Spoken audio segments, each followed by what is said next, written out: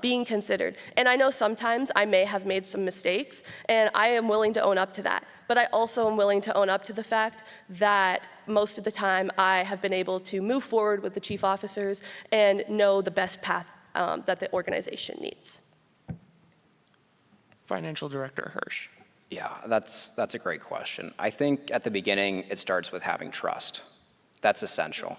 To get people around, to change ideas, to have real, candid conversation requires trust. So that's number one, is you want to establish trust between cabinet members, senators, and even at-large members, and then bringing them around the table and having real, candid conversation. I don't like going and doing a big group kind of announcement or conversation. I don't think that's the way that I go about things personally.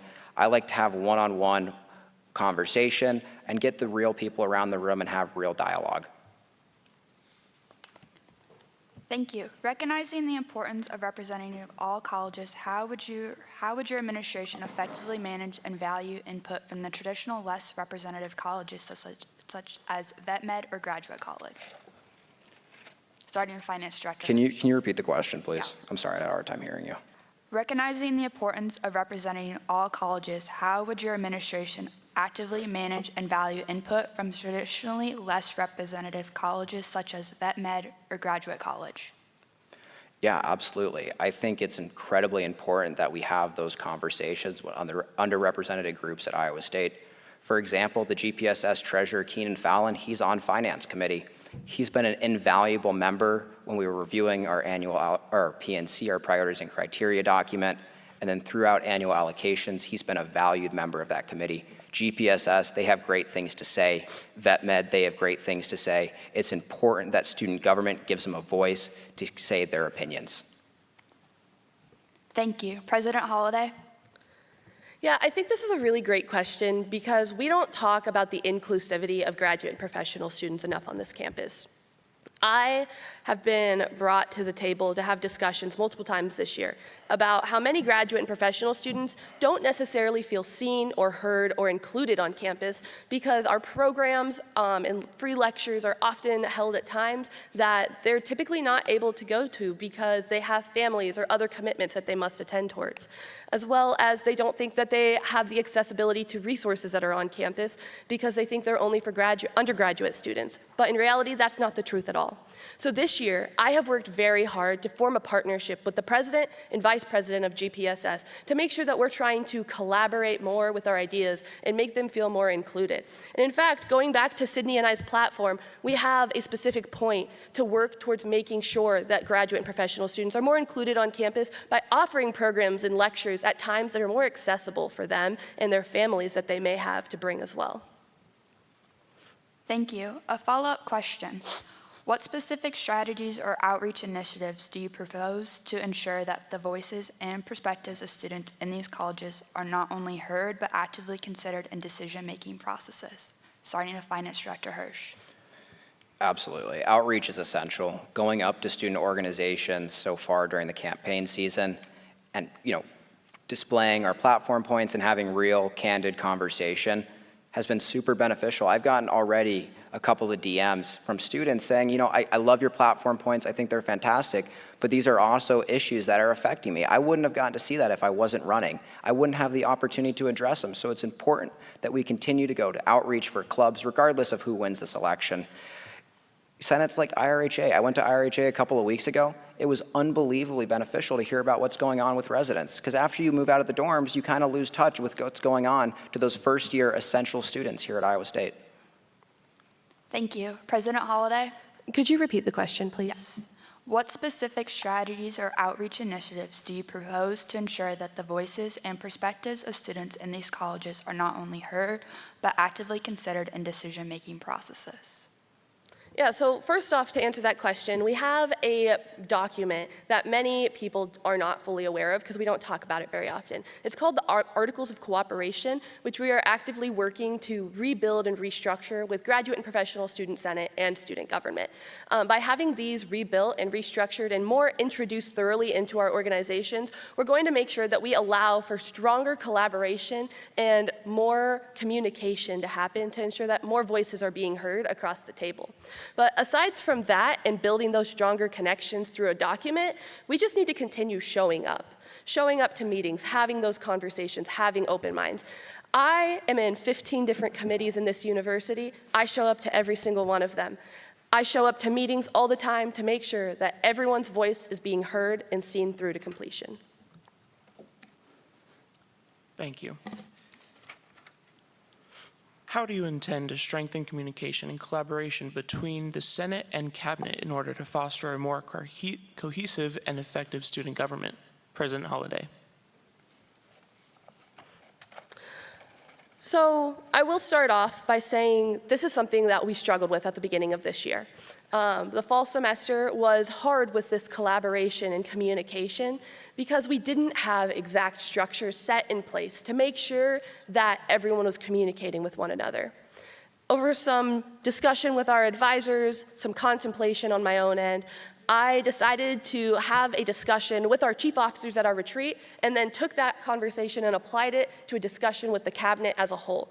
This discussion was specifically expectation setting, mainly on the forms of communication. So we can make sure that that form of communication is very explicitly notified to each individual within student government so they know how we need to be reaching out to each other, how often we need to be reaching out to each other. Because without setting these guidelines, everyone thinks differently, and we just have to be sure that we're being explicit with every step of the process. Because as I'm sure most of us have learned in this organization this year, assumptions are not something that we should take lightly. Finance Director Hirsch. Yeah, I think it's essential to what we do. If we don't have branches of government that are working well together, we're going to fail as an organization. So one of the main reasons why I think we have these issues is we just don't know each other. We had our student government retreat, and it was okay. The most fun we had was when we were actually using pasta. You were there, Shane, you remember. Yeah, that was the most fun that I think we've had in student government in a long time. I went bowling last weekend with some senators as a cabinet member, and I'll tell you what, that's when you break down walls. You have real conversation, you're having fun. We need to have more fun in student government. We need to have more fun with senators, cabinet members, and at-larges, because then you create that trust, you create that communication, and it's not just all about student government. As a follow-up, President Holliday, additionally, can you provide specific strategies or initiatives you would implement to ensure that both branches work collaboratively towards shared goals while respecting their distinct roles and responsibilities? I'm sorry, could you repeat that question? Of course. Additionally, can you provide specific strategies or initiatives you would be implementing to ensure that both branches worked collaboratively towards shared goals while respecting their distinct roles and responsibilities? Yeah, that's a really great question, and no doubt in my mind do we need to have more fun within this organization. In fact, our current Vice Speaker of the Senate is actively working to develop more strategies for us to be able to collaborate with one another. We're going to have a movie night with the organization here soon, because that is something that she put out as a poll and gave multiple different options to all of the members and allowed them to decide what would be best and most exciting for all of us to come together and form those bonds within one another. And I'm super excited to hopefully continue that throughout this next year. But aside from that, I think that communication and growing that collaborative communication is truly key, because we need to make sure that we are setting things straight from the start. If we don't set things straight from the start, then it's going to be complicated and harder to change things as we move forward with time. Financial Director Hirsch. Even just when we have the retreat, I want to do the retreat as early as possible. I want to do it in May so that we get on the ground rolling. Instead of having that whole summer where no one knows anybody and you have that awkward period in August and then September, you get a little bit better, but it's still not great. I want to be proactive with how quickly that senators get to know senators and cabinet members get to meet everybody. I want to get started as soon as possible in April.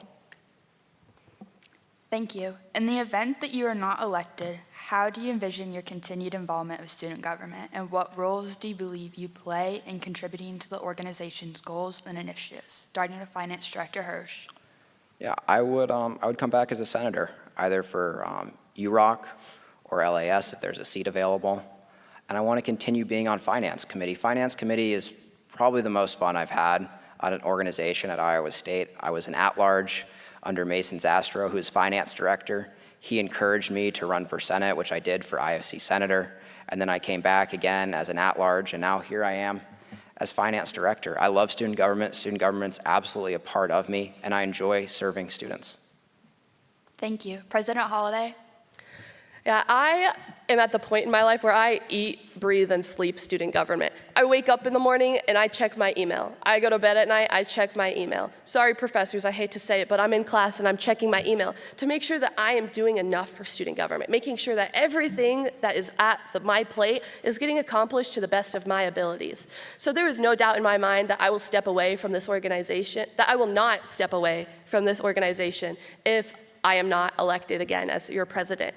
If you would have asked me a year ago, I probably would have said that I would have applied for Senior Director of Communications because a passion of mine is public relations, marketing, things in those areas.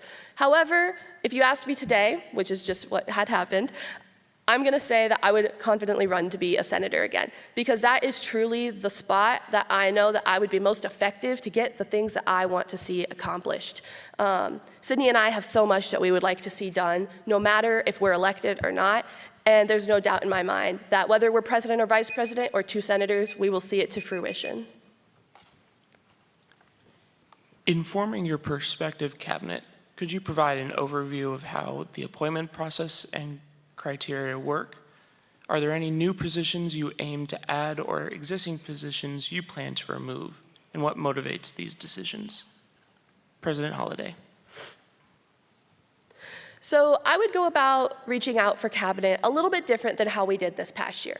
This past year, seeing as I wasn't serving as president, we had a little bit of a rough start. So I know that right away this year, the plan would be to send an email with the application to the entire student body.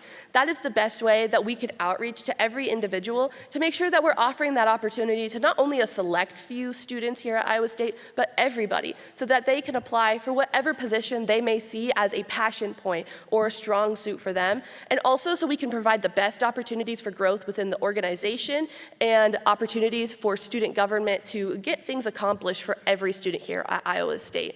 So after doing those applications and sending them out in the email, the vice president and I, so Sydney Jones and I, would have the opportunity to oversee those applications, think about who we think might be best fit, and then go forward with interviews. We would also like to see maybe including some more people besides ourselves within these interviews too, just to be able to make sure that we're seeing all sides of the spectrum and being the most inclusive as possible. Finance Director Hirsch. Man, we need to go to students. We need to go to students. I mean, I was really proud to be part of the first Student Government Expo event. It's the first time in a long time that we've went out and connected with students exactly where they're at. We need to go to specific majors and see if they want to get involved in student government. Because when you talk about it and what we're going to achieve next year, Quinn and I, how can you not want to get on board? We're going to bring big concerts to Jack Trice. We're going to expand non-ISU dining food options on campus. We're going to fix prep week. If you go to an event management major and say, hey, how would you like to be part of planning a big concert where you get to see that artist perform that you know the name of? How can you not want to get involved in student government? That's what we need to be doing. We need to be going to students. Thank you both. What key qualities and skills should a student government president possess to effectively represent and serve the diverse needs and interests of the student body? Starting with Finance Director Hirsch. Well, I think you need to work hard. I think you need to have your phone glued to your hip at all times. And then I also think you need to get things done. That's all I have. Get things done. President Holliday. I can say from experience that a president of the student body, first off, as I mentioned earlier, needs to be personable. You know, we are dealing with issues in this organization that are very hard to talk about. Mental health, sexual assault, inclusivity, exclusivity, all things that are affecting students and their success on campus. If you aren't willing to be personable and form those connections with students, they're not going to come to you and talk to you about what they are facing, and that's affecting their future success here at Iowa State. Aside from being personable, I think we need to be confident in ourselves. As I mentioned earlier, I serve on over 15 university committees. That is so many. I can confidently say that this position is a 40-hour-a-week or more job. So I have to make sure that I am confident when I walk into each and every single one of those meetings, because if I'm not confident, I'm often the youngest person in that room. It is hard to voice your thoughts and opinions of the students without being a little worried at first. But if you're not confident, you're never going to get it accomplished. So I think that is the second biggest key. A follow-up question. Additionally, how can the president collaborate with other student government members, campus organizations, and administration to bring about positive change and address challenges on campus? Yep. Finance Director. No, that's super important. Again, it's having those relationships with senators, cabinet members, and at-larges. I mean, one of the things I'm really proud of in Finance Committee, we play the mini crossword of the day. We've kind of just collectively agreed now that you're going to show up 15 minutes before Finance Committee and we're going to play. It kind of got out of hand at first, so we had to go back to placards and parliamentary procedure. But it's fun. You got to have trust, and you have to feel like it's an open space where you can communicate your ideas and know who are you coming up to. These have to be like-minded peers that are project-oriented, that are welcoming, and they want to get things done. That's who we want in student government. We want to achieve. Thank you. President Holliday? Yeah, I think that's a great question, and that's something that I have worked on personally so much this year. I'm going to say that collaboration. Collaboration is key. And not only collaboration with just anybody that you think is going to be someone that agrees absolutely with what you say. Collaboration with those that don't see eye to eye with you all the time. If you're not willing to see the point of view of someone that doesn't agree with you, then you're not fit to be president, because you have to be willing to consider all sides of the spectrum to make sure that the best conclusion is came to. And I know that sometimes that can be a hard thing to do, but also I know that that is how we are able to do what is best for students and the future students of Iowa State. Thank you both. On the topic of diversity, what steps will you take to promote diversity and inclusivity within the student body and student government activities? President Holliday. Yeah, so that is a very important topic at hand right now. For those of you who may not be aware, this past year, the Iowa legislature proposed the idea of getting rid of all DEI resources here at our 3 regent institutions. However, the Board of Regents was able to convince them to take a step back and let them try and take it in their hands for a moment.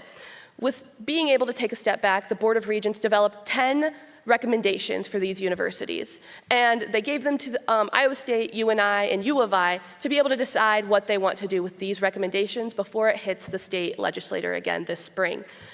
Right now, I'm serving on President Winterstein's DEI Board of Regents Recommendation Committee. We are focusing specifically on how we can ensure that we're fitting these recommendations to the best of our ability, but also not taking away resources from students on campus. And although these meetings are confidential, so I can't go into detail, I can say that we have been working very, very hard for the future of students here at Iowa State. Finance Director Hirsch. Yeah, absolutely great question. So I'm currently serving on the Diversity, Equity, Inclusion, and Belonging Committee for the Economics Department. And so we've had those tough conversations. How can we continue to get world-class international grad students not only to come to Iowa State, but stay at Iowa State and feel welcomed and that their voice is heard? It's important that international students feel welcomed at Iowa State, that they have a reason to stay at Iowa State. That's one of the main reasons why we wanted to do the International Career Fair. And then I helped be part of the Multicultural Club Fair. And that was the first time that student government had a club fair specifically for underrepresented groups on campus. It's important that those groups are able to continue to grow and create a sense of community here at Iowa State. Thank you. With international students comprising 9% of the student population, what initiatives does your campaign propose to enhance the current resources within the student government to better support and address the specific needs of our international student community? Can you repeat the question, please? Yeah. Thank you. With international students comprising of 9% of the student population, what initiatives does your campaign propose to enhance the current resources within the student government to better support and address specific needs of our international student community? Yeah, number 1, we need to continue doing the Multicultural Club Fair. Number 2, we need to create an international career fair for our world-class international students here at Iowa State. From speaking with grad students, or international grad students, and just international students in general, There's very much so, it seems that there's this route that once they come into the U.S. for their undergraduate, there's an expectation that they have to go get a master's and then a PhD, and they have to stay in academia if they want to stay in this country, and that's simply not true.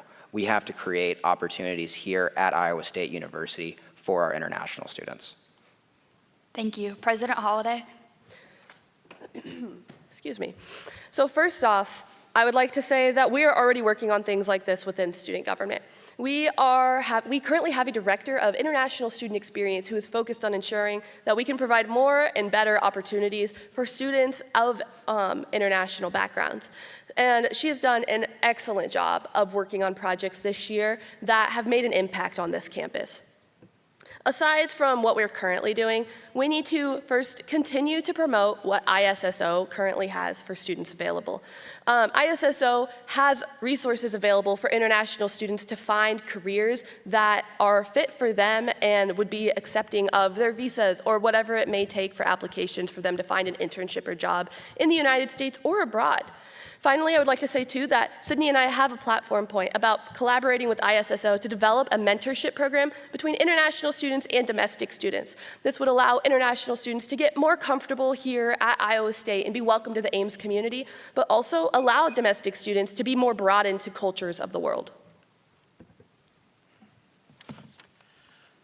Addressing the issue of racism on the ISU campus, does your campaign believe it is prevalent? And if so, how has your team actively reached out to marginalized groups to develop equitable solutions for people of color?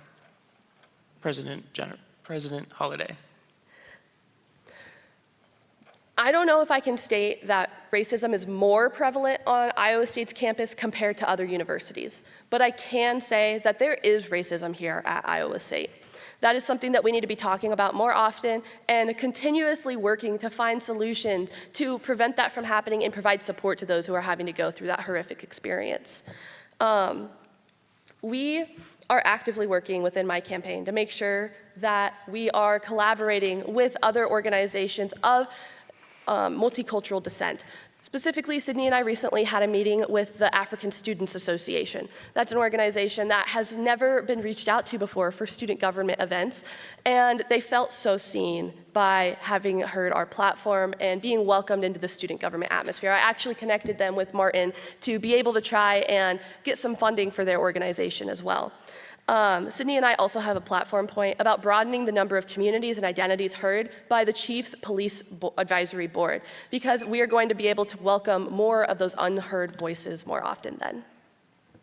Finance Director Hirsch. It's absolutely important that every group here at Iowa State feels seen and heard and that their opinions are valued, and that's absolutely essential. Racism has no place here at Iowa State University.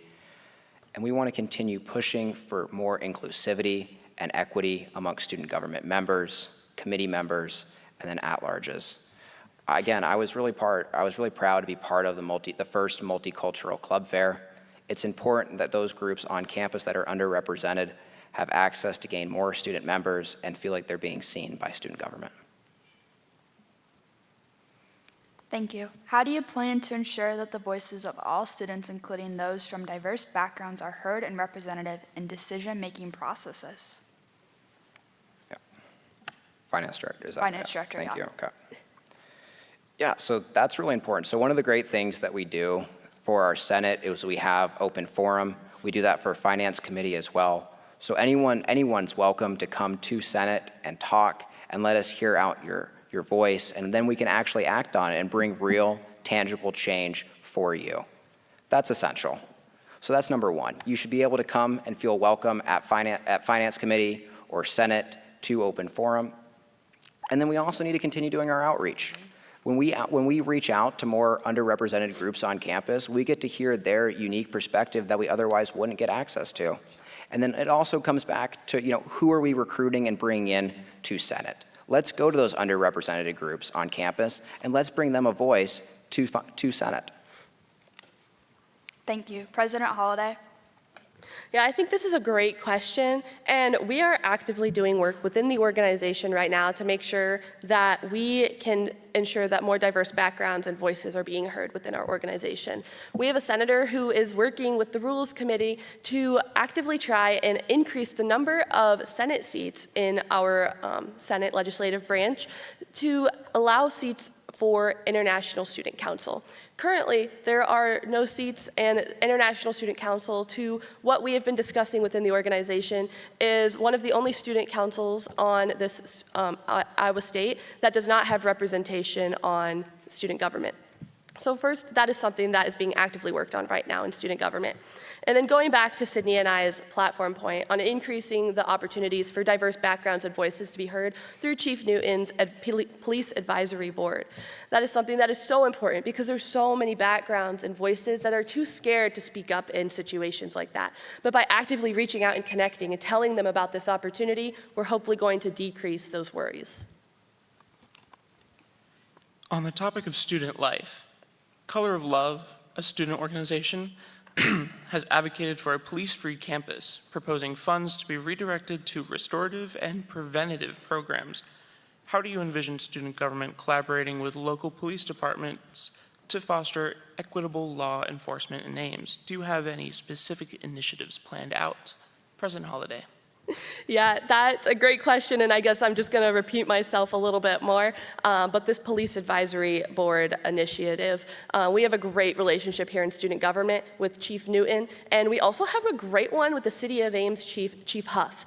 They are both willing individuals to see and hear our voices out. So by collaborating with them and making sure that more opportunities for students of diverse backgrounds and voices to be heard, we're going to try and welcome those students to feel like they are being more included here at Iowa State.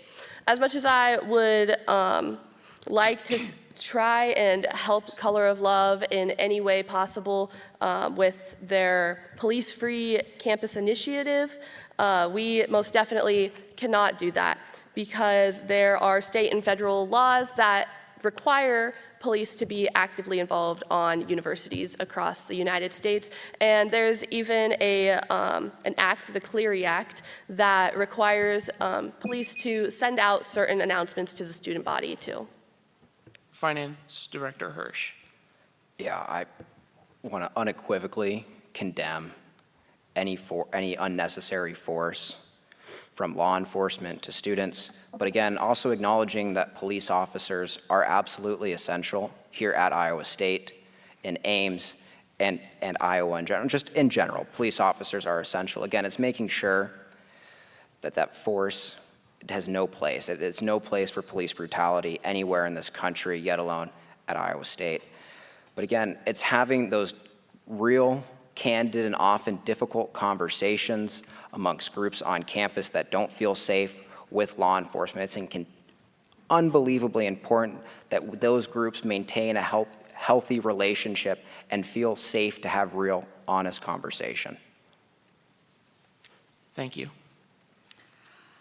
On the topic of student wellness, there has been a 30% increase in student mental health visits to the Thielen Student Health Center from 2022 to 2023. How does your campaign plan to respond to these heightened need, and what specific initiatives or strategies will you implement to enhance and expand mental health resources for the student body? Starting with Finance Director Hirsch. Yeah, absolutely. So we have student counseling services, which provides up to 8 free sessions. We have crisis resources for certain groups, specifically the SEEVE Fund for students of color, and then the Trevor Project for LGBTQIA. And so again, those services aren't perfect. I'll be the first one to say that, but it's a great first start, and it's important that the next administration not only continues to support them, but also make sure we're innovating when it comes to mental health and mental health resources. Thank you. President Holliday. Last year, so the year of 2023, student counseling services saw over 7,000 visits from students here at Iowa State. But we can also confidently say that there are thousands of more visits they would have had if they wouldn't have had to turn away students due to the overcapacitated meetings and therapy sessions and counseling sessions that they are having with students to be able to try and work to accommodate the needs that students are facing. With that being said, we will never be able to have enough mental health resources available for students at Iowa State.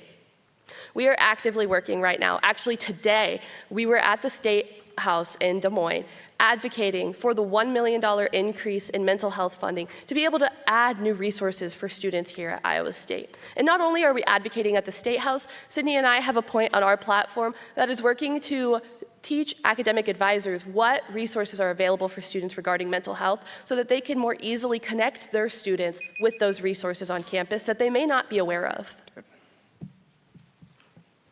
Thank you both. Before we ask the candidates their next question, we want to advise the audience that the next 2 questions will mention sexual assault.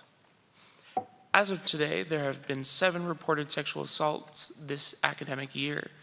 What resources currently exist on campus to assist sexual assault survivors?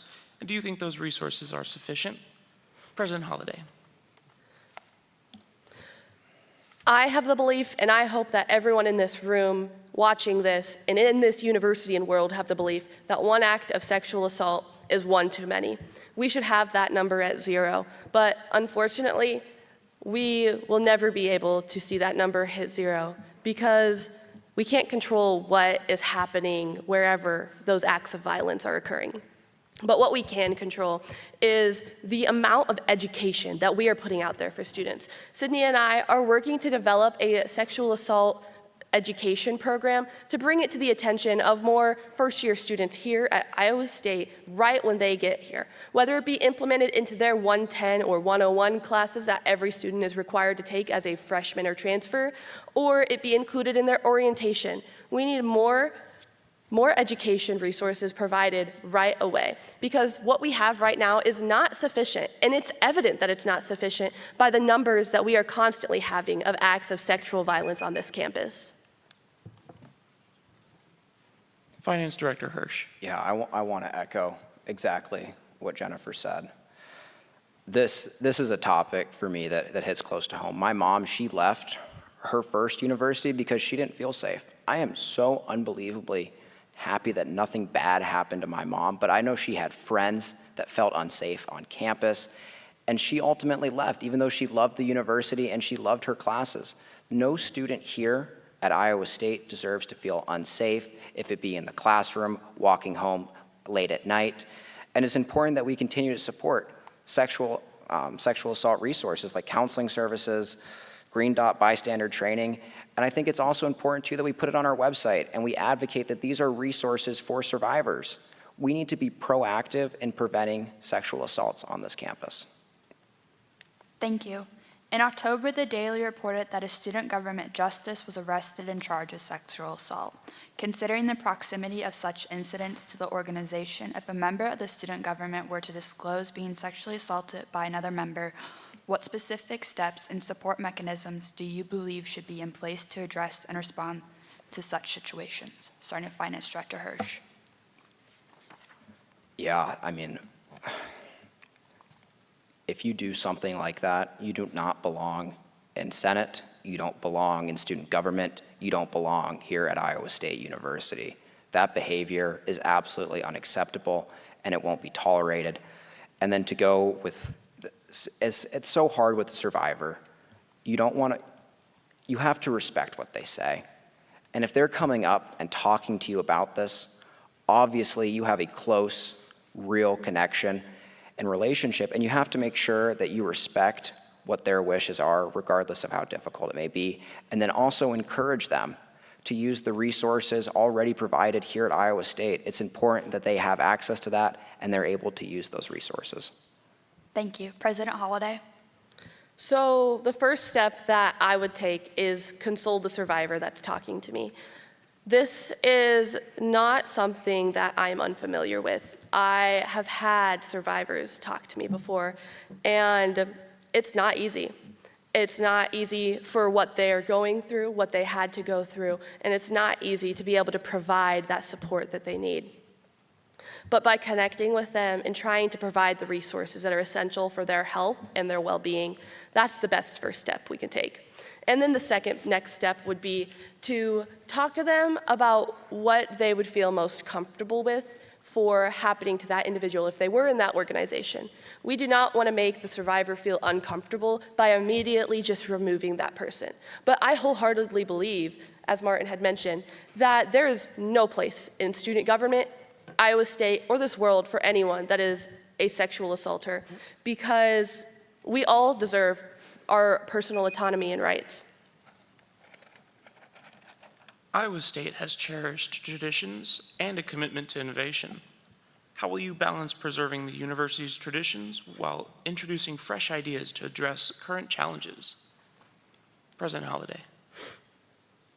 I am a lover of traditions. At the end of every student government Senate meeting on Wednesday night, we close it by saying, "Go Cyclones," and waving our arm like this. It started to fade out a little bit this year, so we're trying to bring it back. So if any of you in here are in student government, please start doing that again. But I love traditions, but I also am a lover of change. We will never be able to see what is best for the students here of Iowa State without change. So that's exactly what Sydney and I are proposing. We have a list of 12 platform points to create change on this campus to impact the betterment of the future of each and every student at Iowa State. I wholeheartedly believe that even though each student may not be impacted by every point on our platform, each student is impacted in one way or another by each point on our platform. And we plan to continue that tradition of student government making a difference and creating new traditions of increased respect and future of better opportunities at Iowa State. Finance Director Hirsch. Man, I'm all for creating new traditions, right? Like how does a new free concert at Jack Trice sound? I'm all for creating new traditions at Iowa State while respecting the ones that we currently have. I know when I came here from Tucson, Arizona, we don't have much tailgating in Tucson. The U of A is great, I love Arizona, but we do not have the amazing tailgates that we'd have here at Iowa State. And I just want to say everyone's so welcoming. I think that's a tradition at Iowa State. It's just having a welcoming culture. Hey, I don't know you here. Do you want to come over to my tailgate? Here's some brisket. What's your name?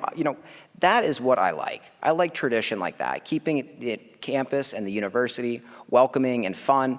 And that's why we want to add to it with that free concert at Jack Trice. Thank you. What are you going to do to better enhance the Iowa State experience? Starting with Finance Director Hirsch. I mean, I already got into it, but the first thing we're going to do is a free concert for all students at Jack Trice. We're going to expand non-ISU dining food options on campus. Like for me personally, I just said, I'm from Tucson, Arizona. The Memorial Union they have at the U of A, they have Chick-fil-A, they have Papa John's. When we went to TCU advocating for Iowa State student government, they had Chick-fil-A too. Like it's obviously can be done in Big 12 schools that you have better restaurants on campus. And then that concert as well, that's something that you'll get to talk about 20 years from now. I know we have alumni that'll come into my fraternity, Sigma Phi Epsilon, who will talk about the concert that they went to and how it was one of the most amazing things that they've ever seen. We need to bring that back, and it's time that we create some new tradition here at Iowa State. Thank you. President Holliday? Could you repeat the question, please? Yes. What are you going to do to better enhance the Iowa State experience? So I am a big believer that student government is here to make your experience at Iowa State better in the classroom, when you're out at social events, in any place where you may not feel included, respected, or have the ability to speak up. We're not really here to provide opportunities for you to go to concerts, but if you want those things, I think it's great. I think you should go to Sub, go to After Dark, talk to them and collaborate with them. Iowa State, I am here to enhance this Iowa State experience by increasing inclusivity on this campus, securing sustainability, creating community, and helping health. The 4 categories of Sydney and I's platform. We are here to make a difference in the areas where students are truly being impacted negatively every day in their life. No student should have to walk on campus and not feel like they are welcome or included or safe. Those are the issues that our students are facing, and those are the things that student government needs to be tackling. I'd like to respond to that. Of course, 45 seconds. Jennifer, you can't be up here and tell me that going to a free concert at Jack Trice would not better your college experience. Come on, there's no way. You get to go in and you get to see the artist that you look on social media, that you see perform, and if you want to go see, you have to pay hundreds of dollars of tickets, and now you have the ability to see them for free. That is part of the college experience. So many colleges in this country put on free concerts for students that they talk about for years to come. That's something you'll tell your kids about. That's the power of student government. That's what we have the ability to do. President Holliday, you have 45 seconds. So you keep saying free concert, but each and every student at Iowa State pays $46 a semester to the student government organization through your student activity fees. It's $49 a semester. Okay, so even higher. Exactly. There we go. So taking that number into consideration, we only have $1.5 million in our reserve accounts, the special projects that you're proposing that we use for this concert. That is not enough to get an artist that will fill Jack Trice Stadium. Taylor Swift costs $13.6 million to book, not including technology, food, security, anything like that. Zach Bryan, $2 to $6 million. And if we want something like that, you're gonna have to charge an arm and a leg for the extra tickets that are left over. But also, we can't even fill Thank you, Wells President Fargo, Holliday. that's 17,000 seats. Do I get to respond to that? Of course, this is the new section where when you start talking, your time will start. You have 45 seconds. Yeah, and it's also important to mention, Jennifer, and I know this because I'm finance director, it's mandated by state law that we have a special reserve student fee account. So again, this special projects account got inflated during COVID. This account doesn't accrue any interest. We rarely use it. We should be using that account as a way of fundraising for student government.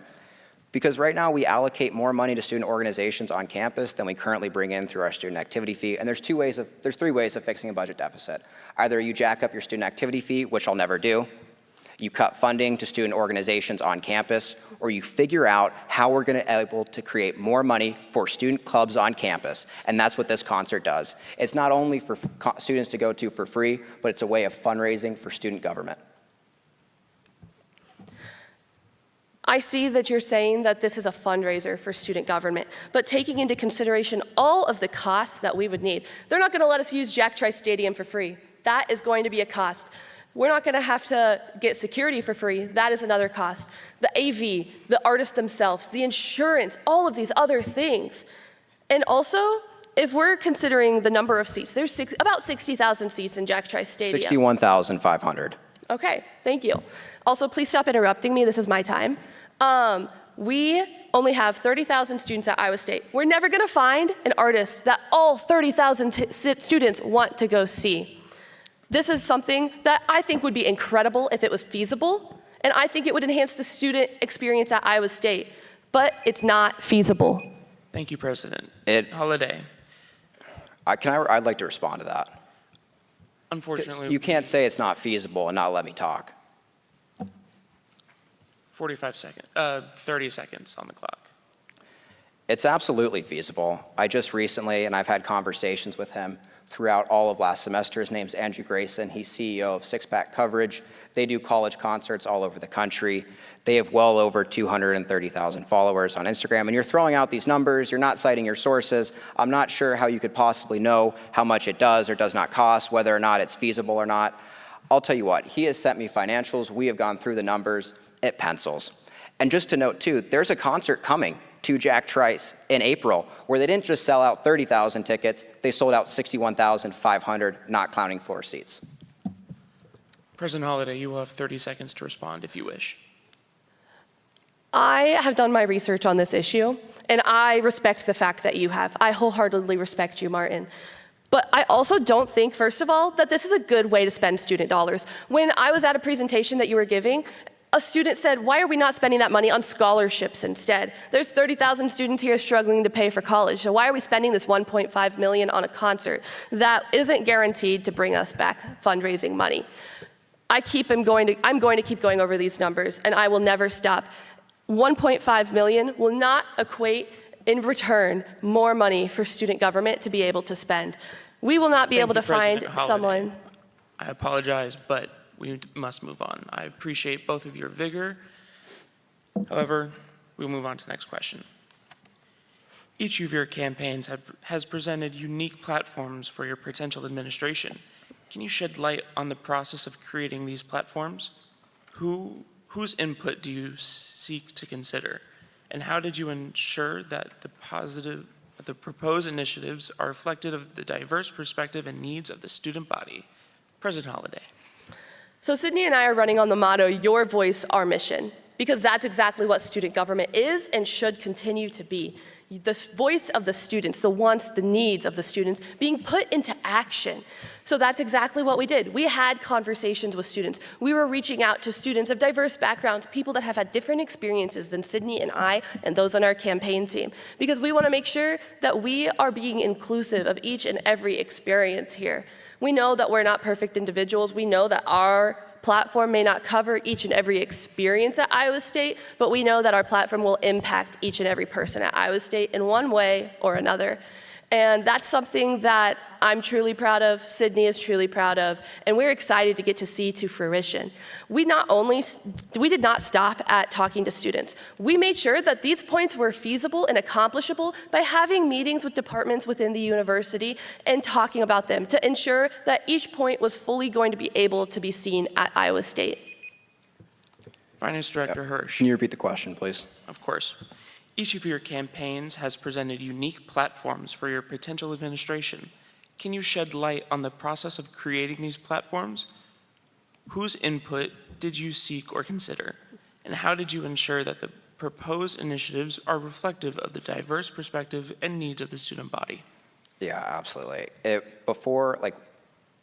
Ideas are great, but if you can't execute on them, they're pointless. Before Quinn and I ever put anything out, told anyone what our campaign's points were, we made sure to have those meetings with senior leaders here at Iowa State and make sure that they were possible. And then it's also strategic partnerships as well. Like, you can't just bring in a non-ISU dining food option on campus because you're student government. That's not how it works. You have to create those great relationships with senior leaders at Iowa State, make sure that they're on board and that their points are actually feasible. And so we've presented feasible, accomplishable points that Quinn and I will get done in a year. Thank you. Now on to the questions aimed at the candidates' platforms. We're going to start with Finance Director Hirsch. Given that the recent vice presidential debate predominantly centered around the concert, why is your campaign placing a heavier emphasis on promoting the event rather than showcasing the core platform points when reaching out to the organizations? In your social media captions, you stress the significance of ensuring the student voice is heard, yet your campaign slogan is "Say less, do more." How should students interpret the slogan, especially considering the focus on the concert during recent discussions? Yeah, I'm tired of all the talk that we're doing so much, that we're the best organization, we do more for anyone on campus than anyone else, which is partially true. But here's the thing. When I go up and I go to these club meetings, I ask students, what does student government do for you? A lot of times I hear, nothing. There's a student government? Are you sure? Yeah, no, I'm sure. I'm in student government. I'm a cabinet member. I know that there's a student government on campus. And so that's an issue. If you have to pay damn near $400 to an organization on campus to be a student at Iowa State University, you should know they're doing something for you. And that's what this platform aims to achieve, is so students are aware that student government is getting back to working for them. Thank you. President Holliday, your question is, how do you plan to introduce and manage a semesterly, campus-wide day of service successfully? What specific steps will you take to encourage student participation, collaboration with community partners, and ensure the meaningful impact of these service initiatives? Yeah, I think I've talked about this word a lot tonight, but the word is collaboration. We are not going to be able to impact or accomplish anything in student government without collaboration. We want to partner with the Blood Drive. We want to partner with any other organization, Dance Marathon, everyone that is doing days of service here at Iowa State, and talk to them about how we can not necessarily take their day, but work with them to continue their day. How can we continue this impact of service at Iowa State for the students, the community of Ames, and the future of this world? You know, I am a huge believer in volunteering and giving back, and I think that we need to provide more opportunities for students on this campus to do exactly that. So through collaboration with different organizations and outside organizations as well, we are going to provide those opportunities. And also outreach. We're going to talk about it in club meetings. We're going to talk about it in classes, by whiteboarding, by chalking. People are calling Sydney and I the chalkers because that's how they're recognizing us by now, because they've seen us all over campus. Thank you, President Holliday.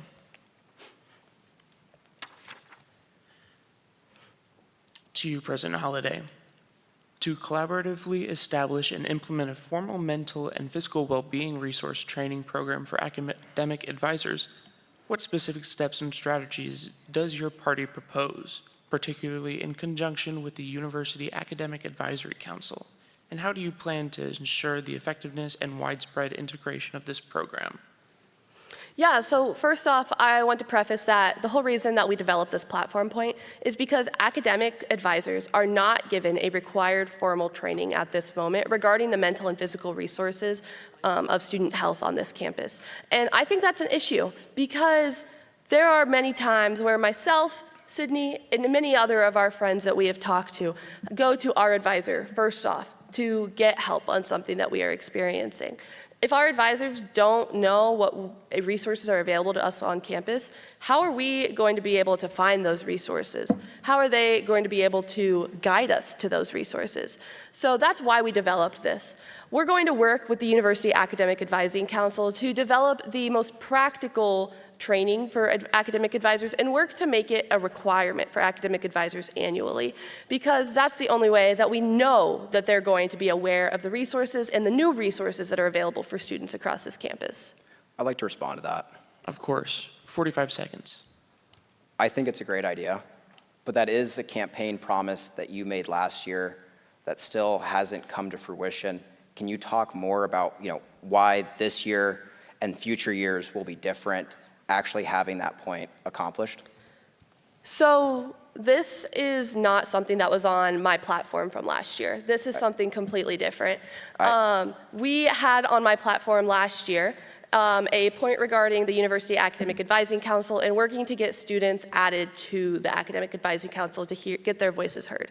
Unfortunately, as I mentioned at the beginning of this debate, this year has had a crazy turn of events, one that no one would have predicted a year ago, a month into the term originally when I was vice president, or anywhere in between. And I will admit that I wish that more of those things on that list were done. But just because I made those promises last year doesn't mean that I'm stopping on them this next year. I'm going to continue working. I'm going to continue to collaborate with cabinet and work on these projects. We need a full, strong cabinet to see everything to fruition, and that was a big issue. Thank you, President Holliday. Finance Director Hirsch. How do you envision the implementation of a roommate compatibility form? What specific factors or criteria would you include in its effectiveness in creating positive living environments for students? Yeah, that's a fantastic question. So it's important to note too that you and I, they have a program for roommate compatibility. The University of Iowa has a roommate compatibility form. I live in Union and Lincoln Way. They even have a roommate compatibility form if you don't know who you're going to live with. So when I moved in, I didn't know a single person coming to Iowa State University. I moved into Helzer, second floor, Elwood, and I had a great roommate. He's a great guy. We still keep in touch today, but we were not on the same page. I like to go to bed early. He would stay up late playing Call of Duty. And we just weren't on the same page. I wasn't going to class, and it was affecting my overall grades. So this form is going to be a way that, you don't put like a Vikings fan with a Bears fan, right? We don't want people getting bullied. That's the goal with this form. You're going to actually get a roommate that's going to be on the same page with you and help you stay focused on academics, which is why you're here. Thank you. Director Hirsch, in your proposal for a free Jack Trice concert for all students, what logical considerations does your party envision to ensure the successful planning and execution of a large-scale event?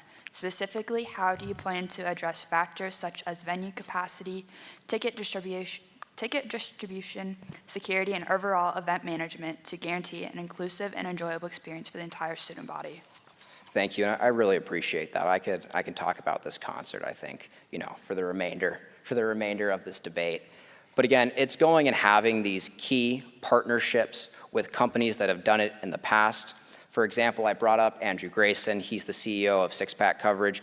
We've had a lot of conversation over last semester and even going into this semester that there are a lot of considerations when executing a college concert. But that's when you have those key partnerships that you're actually able to deliver on it while keeping your core principle the same, that you're going to have a free concert for all students here at Jack Trice. You have 45 seconds. So once again, I'm going to say I really respect the idea. I do. But I really hate using the word free because students are paying for it.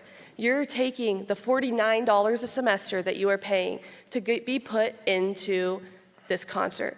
And if it isn't a success like I'm predicting it to be a fundraiser, like you are predicting it to be, then that was just a waste of student money. And as an organization, we have lost that money.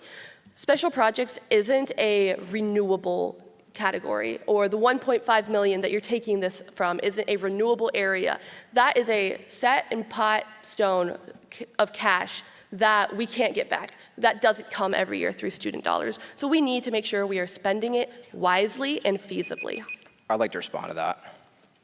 Here's the special section.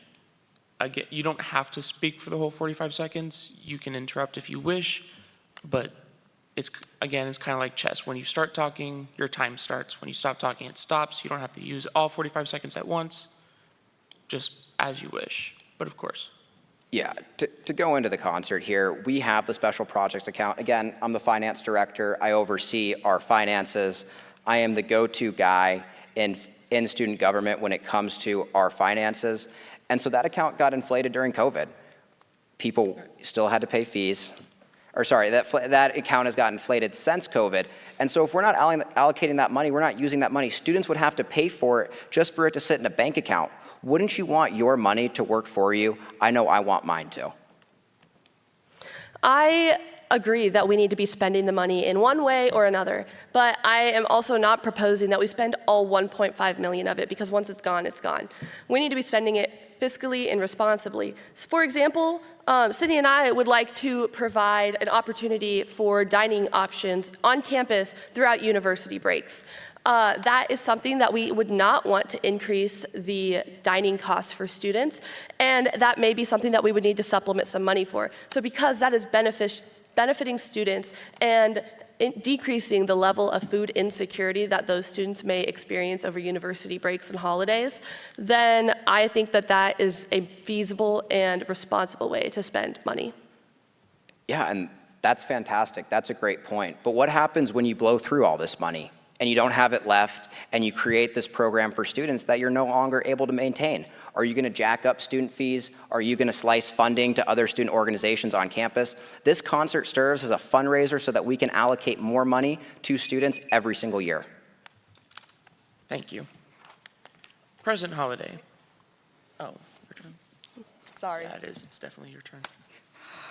President Holliday, when advocating for increased prevention education to reduce the stigma surrounding sexual violence on campus, what specific components or forms of education do you believe are crucial? Are they Yep. Can you repeat the question? Yep, sorry. When advocating for increased prevention education to reduce the stigma surrounding sexual violence on campus, what specific components or forms of education do you believe are crucial? The first component that we need to provide in this education format is what sexual violence is. There are many students who are not fully aware of what sexual violence, harassment, assault is, and that also means that they are not aware that it has potentially been something that they have had to face in their life. And that is not okay. We need to be talking about it more so we can decrease the stigma and increase the education surrounding this horrific topic. Alongside that, we need to be talking about the resources that we have at Iowa State and in the city of Ames, Iowa, and the United States for survivors. That is one of the key things, I think. Aside from providing prevention education, we need to support the survivors that had to incur this. Because if they're not aware of the resources that are available, they're going to continue to feel like they are in the dark and not seen or welcome on this campus and be scared they have to run into that individual every day, where we have resources available to help prevent that too. President Holliday, when aiming to facilitate recycling initiatives specifically for off-campus students with explicit guidelines on acceptable recycling practices, how do you plan to address the logistical challenges unique to off-campus locations, such as ensuring accessible recycling bins, coordination with local waste management, and educating off-campus residents effectively? Yeah, I think this is a great question, and I think I want to provide some clarification because it sounds like based off this question, some people have been maybe a little confused on this point. Our proposal isn't to provide locations that are not on university grounds for students to take their recycling to. Our proposal is to make students aware of the fact that they have the opportunity to bring their recycling to on-campus resources. On Iowa State grounds, we have brown bins surrounding our campus that say waste management on them. You would think those are garbage cans, but they're actually recycling bins. Sydney had a meeting with people within our sustainability department who are very passionate about this and have been trying to find ways to really promote this opportunity for students to really recycle more, since the city of Ames doesn't have opportunities for non-Iowa State residents to recycle. So by promoting this opportunity for students off campus to bring their recycling on campus into those bins, we're really hoping to provide clarity within that program and increase the sustainability of not only Iowa State, but the city of Ames. Finance Director Hirsch, in your advocacy for the addition of more restaurants on campus, what specific strategies and criteria does your party propose for selecting and attracting diverse dining options? Yeah, that's a fantastic question. So again, it's having those relationships with dining, Department of Residence, and making sure that there's what you're going to bring in makes sense for students. And also because there's a formula. You want to bring in a franchise that's going to be able to maintain those student workers. The worst thing in the world is you'd bring in new campus dining options and they have to fire their student employees. That's absolutely awful. But the other universities, they have found a way where they can keep good franchises that students want on campus while maintaining student workers. Thank you. My bad, I'm sorry. In proposing an international career fair, could you elaborate on your campaign's planning process and the focus primarily on attracting international companies or creating opportunities for international students? Alternatively, do you envision a balanced approach that benefits both international companies seeking talent and students looking for diverse career opportunities? Yeah, that's fantastic. We have world-class international students here at Iowa State University, and it's important that they have access to employers that are equipped and ready to talk about international students either staying in the United States or going abroad and keeping an internship.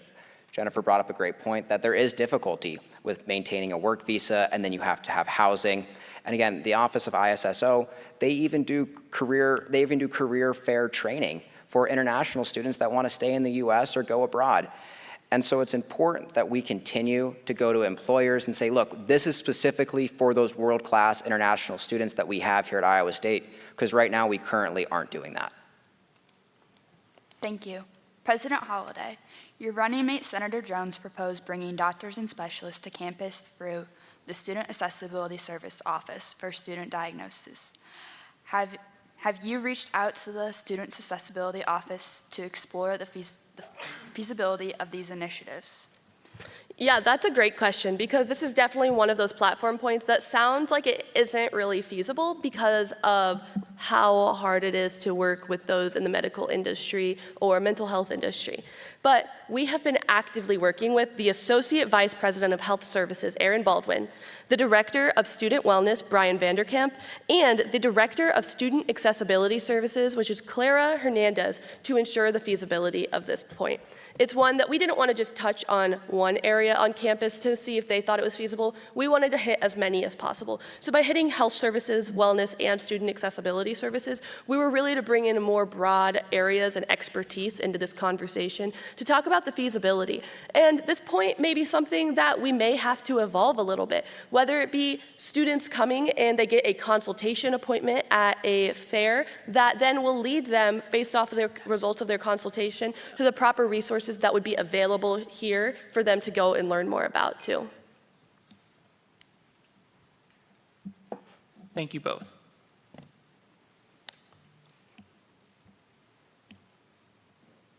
Director Hirsch. Right? No. Okay. President Holliday, in proposing a dual mentorship program to connect international and domestic students by partnering with the International Student and Scholars Office, ISSO, could you elaborate on the specifics of your plan? How do you envision structuring this mentorship program? Yeah, I think that's a great question, and we actually had a meeting with the ISSO department, and it was something they were so excited that we were passionate about. This is something that they gave a shot to a few years ago, but because they didn't have the resources available or the opportunities for advertisement for a broader audience across campus, they didn't have as much success as they would have liked to see. So Sydney and I are looking at taking a twist to what they were doing and partnering a group of international students with a group of domestic students, or one-on-one, whatever it may be and whatever is preferred, to ensure that students can get the most feasible opportunities and best opportunities for collaboration at Iowa State. By partnering the international students with domestic students, they're going to have the opportunity to be taken to areas on campus that they would never go to because it's not in their areas of academic study. They may take them to a gymnastics meet, which they may not know that they have free tickets for because every student has free tickets to all the home gymnastics meets. They are going to take them to various opportunities across campus, and the international students are going to provide a broader array of culture for domestic students. Finance Director Hirsch. In your proposal for a task force based on food insecurity, how does your party plan to collaborate with existing resources on campus? Yeah, the first thing we can do is help our food pantry on campus, SHOP. Quinn and I, we had meetings with Sarah Schroeder, who's one of the co-presidents of SHOP, and then also their advisor, April. And from talking with them, we understand that the $60,000 a year that we give them from student government is not nearly enough. They need more money to combat food insecurity. A couple years ago, they did a study and they found that 1 out of 3 Iowa State students are food insecure. That's sad. And so from talking to having these conversations with Sarah, we understand that they don't have nearly enough funding and they run out of food on a weekly basis. We need to figure out a better way to support them, and that's what this task force does. Day one, Quinn and I will sign an executive order establishing a food insecurity task force so we can identify exactly what we need to do so no student here at Iowa State has to worry about where their next meal is coming from. That's unacceptable.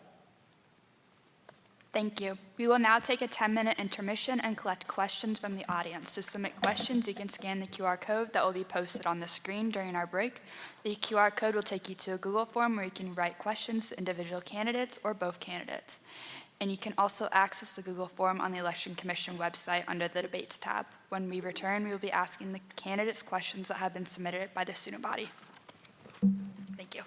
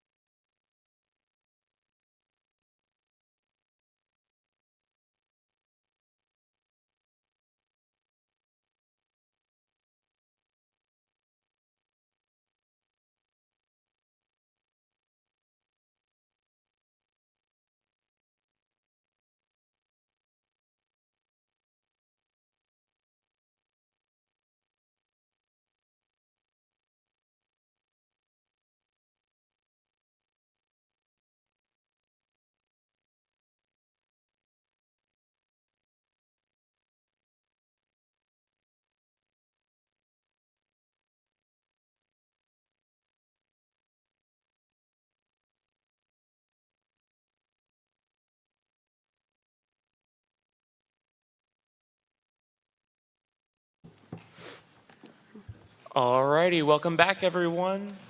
For this next section, we are doing questions from the audience. You may go first. Okay. This is to both candidates. If you could have any celebrity endorse your student government campaign, who would it be and why do you think they'd resonate with our student body? Starting with Finance Director Hirsch. How can you not say Brock Purdy? All right, so I'm a Seattle Seahawks fan. So 49ers are our division rival. But I'll tell you what, how can you not root for an underdog?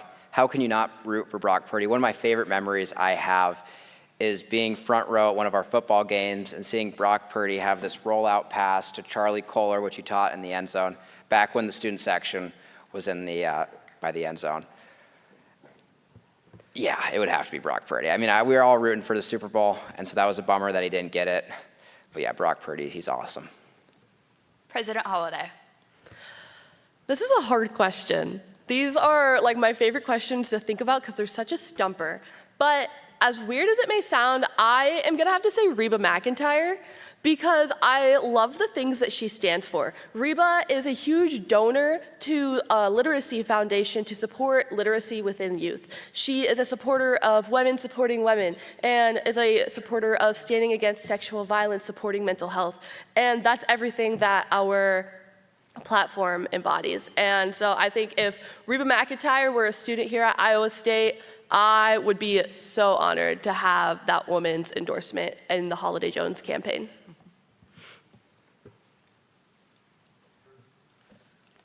Alrighty. To both of you, starting with President Holliday. What are you involved in outside of student government? How can you relate to the students who have other interests besides student government? Yeah, so I will say that student government has taken over a large portion of my life this past year because serving as student body president, it should be your sole focus right underneath academics. You know, we are a student-first organization, so academics need to come first. But aside from going to class and attending the 15-plus committee meetings and all the other meetings within student government that I attend, I am involved in a sorority for professional women in agriculture, Sigma Alpha. I have had some amazing opportunities there, and they have allowed me to connect with students not only in agriculture, but of diverse backgrounds all across the campus, because Sigma Alpha isn't just for women majoring in agriculture, it's for women who are interested and have a passion about agriculture. And between the students that are involved in the sorority that aren't an ag major, they've been able to connect me with their other friends that don't necessarily have a passion for agriculture. Aside from that, I have been involved in a PSSA meeting when my freshman year and a few other orgs my freshman year of college. Finance Director Hirsch. Yeah, so I have been an executive member of Students for St. Jude's on campus. I am doing economic research right now with a professor and an undergrad and a graduate student in the economics department. And I've been vice president of communications for my fraternity, Sigma Phi Epsilon. And I'm proud to say, too, that I'm the only Greek candidate running this year for student body president or just in a slate in general. Thank you. This is for both candidates. How do you plan to balance your academic responsibilities with the demands of student government presidency? Starting with Finance Director Hirsch. Yeah, finance director is no easy job at all. It's a lot of meetings, it's a lot of emails, and it's a lot of thinking things through very critically, and that takes a lot of my time. And now I'm currently running for student body president, and then going through annual allocations. That's when you have over 70+ student organizations come in and request funding. Hours and hours of meetings, going through budgets with organizations and making sure that they're able to get as much money from student government as possible. And so if I can balance all of those things while still excelling in school, which I was on Dean's List last year, I know I can continue in the future being able to manage both student government and academics. President Holliday. Yeah, so I could confidently say that I know how to do this because I am doing it right now. Before I was president, I have been on the dean's list all 4 semesters before my presidential term began. And in fact, last semester, while I was serving as president, not only was I on the dean's list, but I had my first ever 4.0 GPA. I would like to give myself a pat on the back because that's quite an accomplishment of, being able to balance being a full-time student while working a job and also serving as president of the student body. Because working my job is something that I must prioritize so I can afford to be here, but this is something that comes first to me because the students of this university come first. So I know how to prioritize, I know how to balance, and I also know how to ask for help when I need it. That is something that I think student leaders need to do more of. Asking for help is not something any of us should be ashamed of ever, and we need to recognize that because we're human and we're one person, we can't do everything, even if we think we can. So being able to balance that with my community of supporters. This one is specifically for President Holliday. How would your proposed winter break meal service be funded? In addition, if the dining centers are only open for a few hours each day, does that mean that not all meals would be provided to students staying on campus during the break? That's a great question that I'm excited to expand upon a little more because we haven't touched on it a whole lot tonight. So we have had conversations with Karen Rodenkamp, the director of ISU Dining, and she's actually talking about this idea right now with her team at ISU Dining to continue to, whether we're elected or not, find ways to provide an on-campus dining opportunity for all students at Iowa State, whether you live on campus or not. As I mentioned with funding, it may be something we might have to slightly supplement with some student government funding, look towards some outside resources, but in no way, shape, or form do I want to look towards increasing dining fees. Student government doesn't have any control over that, but that is something that I would advocate highly against.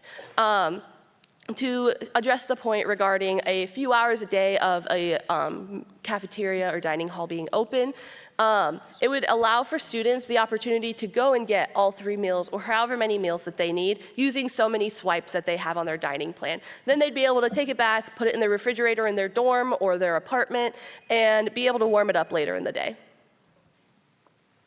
Thank you. This is directed towards Finance Director Hirsch.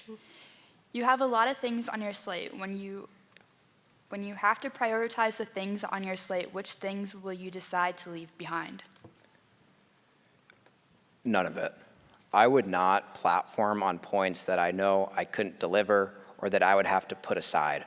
Our platform is absolutely important, and we put as much thought to every single point as possible. We would not campaign on it if we weren't able to deliver it to students.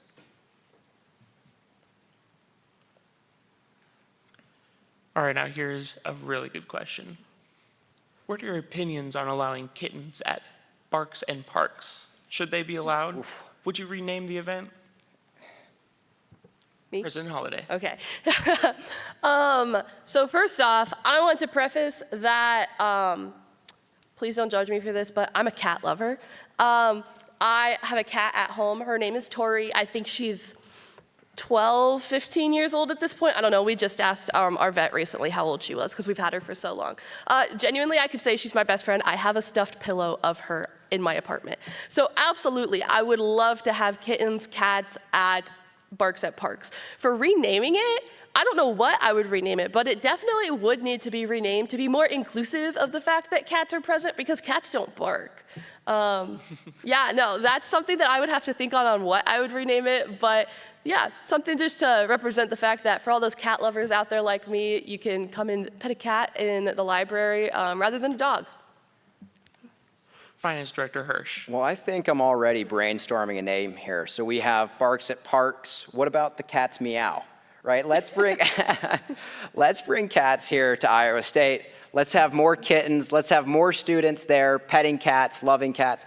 I absolutely love cats. At home, we have a rag doll. His name is Bob.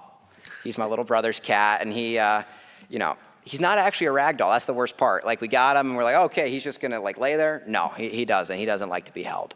But I think cats are absolutely essential to have on campus. Let's start the Cats Meow here at Iowa State. Thank you. Now this is a question directed towards both candidates. If a movie were made about you, about your term as student government president, what would the title be and who would play you in the film? starting with Finance Director Hirsch. Oh man, that is a tough question. I think the title of the movie would be Say Less, Do More.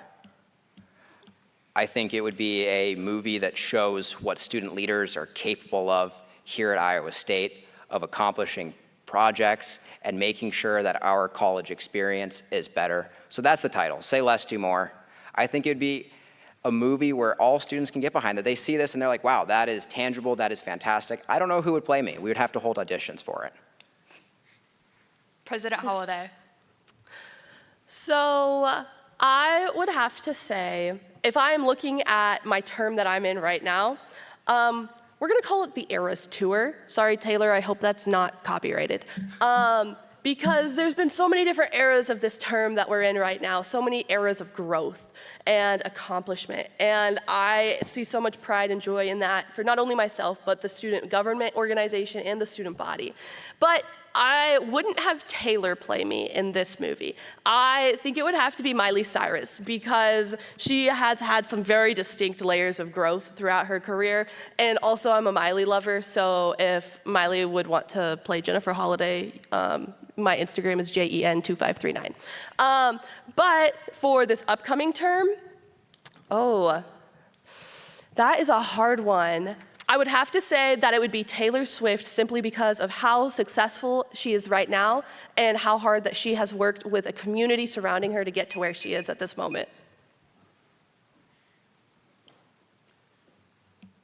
This one is directed at both of you. What will you do to develop pro bono criminal defense, civil defense, and immigration lawyers for international students here at Iowa State? Starting with President Holliday. I'm sorry, can you repeat the question, please? What will you do to develop pro bono criminal defense, civil defense, and immigration lawyers for international students here at Iowa State?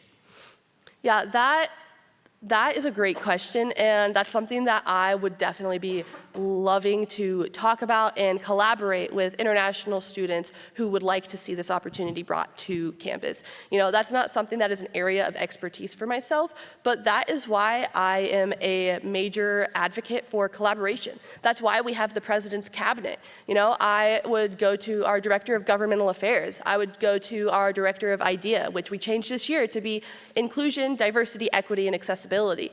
I would go to our Director of International Student Experience to find the best people to help us develop this program because, you know, the president isn't someone that needs to be the best at everything. The president is someone that needs to know who the best is at everything. So you can go and talk to them and get those resources to really be able to provide it. But I would love to talk about that further and try and provide resources like that for international students here at Iowa State. We actually do provide a service for that. It's called Student Legal. You can find them here in the Memorial Build Union. They provide free legal counsel to all Iowa State students at zero cost. They're currently being funded by student government, well over $300,000 a year. When I went up there, and so right now they're in the process of submitting their budget, like I said, during our annual allocation. They were not friendly with our online finance program, and I don't blame them. It's old, it's out of date, and I'm currently working on getting a new one for us to integrate with Workday. But they provide those services to students. That was one of the questions I asked them when I was helping them work on their budget. I said, what do you like about being a lawyer? My dad's a lawyer, and he's not a big fan. And he said, well, the best part is that you get to see all of these different things. You get to deal with landlords that are being unfair to students and helping fix that. You get to deal with immigration law and helping people maintain their status to be in this country. It is an unbelievable, essential service that we've been providing at Iowa State for, I think, for the last 10 plus years. I think it's been even longer than that. President Holliday, you have 45 seconds. I will say it's great to point out the resources that we have on campus right now, Student Legal. I think Student Legal is amazing, and we need to advertise it more so students are more aware of the availability that they have for legal resources such as Student Legal here at Iowa State. I will say, though, that Student Legal does have some stipulations to things that they can and cannot do due to being the keyword student legal. They can't do everything that a typical lawyer would be able to provide through the university quo. But we would love to ensure that the pro bono and immigration laws are being provided for students that need those resources. So we'd love to collaborate and see if we can provide more of that within Student Legal right now. I'd like to respond to that. Of course, 45 So- seconds. It's important to note, like, they won't cover student-to-student conflict. Like, let's say Election Commissioner Shane comes up here and slaps me, and I want to sue Shane. They will not help you. I'm sorry, man. You know, they're not going to sue you on my behalf, but they will help with immigration law. That's something that they have experience with doing here at Iowa State, and they will continue doing, supporting students while we fund them here with student government money. On the topic of international students, the College of LAS and some other colleges have faced budget cuts which have hampered their ability to provide scholarships, especially to international students. What are some steps that you would take to help develop scholarships for need-based students, especially of international background? President Holliday. So this is a great question. First, I would like to say that actually while I was at the state capitol today with our legislative ambassadors and every other individual of student government that was present for Iowa State University Day, we were advocating for more affordability with college. And actually, while we were talking with the Senate Majority Leader, Pat Grassley, he mentioned the idea of having an option for out-of-state or international students to have lower tuition costs. This is just a potential thing that he was throwing out there to gauge some interest about if they were willing to stay in the state of Iowa and work for a few years post-graduation. I don't know about you, but if I was someone that had to pay exponential amounts of money to come to college here, I think that would be excellent because that would take years of work off your life of paying off student loans to already have that money available and going into your pocket. But aside from that, I think something we could look towards is the $1.5 million we have in surplus in our student government budget right now, and temporarily fund scholarships until we can come up with a new option. Yeah, we are all for maintaining and making sure that international students can stay here at Iowa State University. That's a big part of our platform, is creating a space for them using that international career fair to keep those world-class international students here at Iowa State. And I'm all for having scholarships for high-achieving international students, but again, there's also feasibility with that as well. You know, is that something we can go down? I haven't personally explored that option, but I'm more than willing to. I am open to new ideas, and I'm first of all open to getting things done. Thank you. This question is directed towards Finance Director Hirsch. You want to bring more restaurants to campus. While that's a great idea, how feasible is it to staff these restaurants? Both ISU Dining and restaurants in Ames have a difficult time finding and keeping students who want to make and serve food. What makes you think that the people would be willing to work at these additional restaurants? There's student workers here in the Memorial Union who work down in the cafe. There's student workers that work at Panda Express. There's student workers that work at Heaping Plateau. Obviously, there's a formula for how it can be done. And again, ISU Dining went from a Pete's Coffee to a Starbucks. It dramatically changed the number of orders that they were doing. They know that students want to eat at these locations on campus that are not ISU Dining options. They want franchises. It's completely feasible. And again, there's a formula for it, which I talked about earlier, that you're able to bring in these franchises without hurting student jobs. And a question directed to President Holliday. Last year, many of us voted for you because you promised us things like a fall break. What reassurances can you give us that you'd do more in your second term than you did in your first? So I will start by saying last year I was led astray by someone who I thought was a close friend of mine. You know, typically you go to your close friends and there's someone that you can trust. And I found out that that wasn't the case, and I wish I would have known that sooner. But we're not here to talk about that tonight. We're here to talk about the future and how we can grow from what we have learned. So Sydney and I have gone out of our way to have meetings about each individual platform point with educated individuals and professionals on our campus to make sure that they are accomplishable. That's something that we didn't do last year. I will say that there are still some platform points on my platform from last year that I would love to continue working on and will continue working on to accomplish with our current cabinet, hopefully the next cabinet, and as an individual myself. Just because they're not accomplished yet doesn't mean that they're not going to happen. But there are a couple of points on that platform from last year that, you know, with some growth and learning opportunities, I've learned that they're just not feasible. Thank you. This question is directed for both candidates. What is one positive attribute you see in each other of your opposing candidates, starting with Finance Director Hirsch? You know, I think Jennifer is incredibly hardworking. I think she's very nice. You know, I've valued my relationship with Jennifer, and I'm grateful to work with her in student government. President Holliday. Thank you, Martin. I appreciate that. I think something that I really value about you is how respectful you are to people's boundaries. There's a lot of really hard boundaries that some people don't always respect, don't always see eye to eye.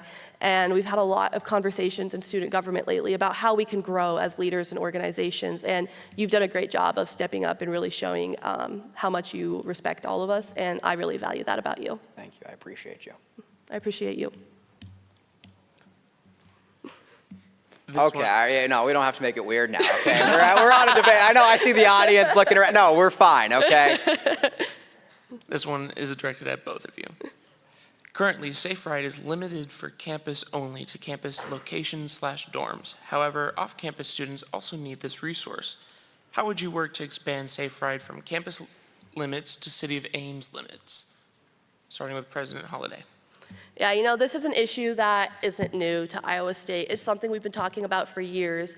And also for years, inflation keeps increasing, it keeps inflating, doing what it literally means.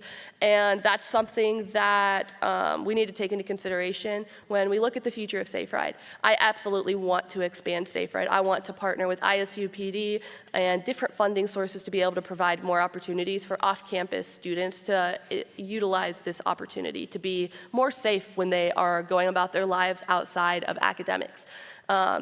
I think first off, we need to find a secure area of finances to be able to provide for the future of Safe Ride before we can expand these resources for off-campus students. That's why we haven't provided them for off-campus students yet, is because we don't have the funding. So I think that's something that we need to continue to prioritize to look to in the future years in this university.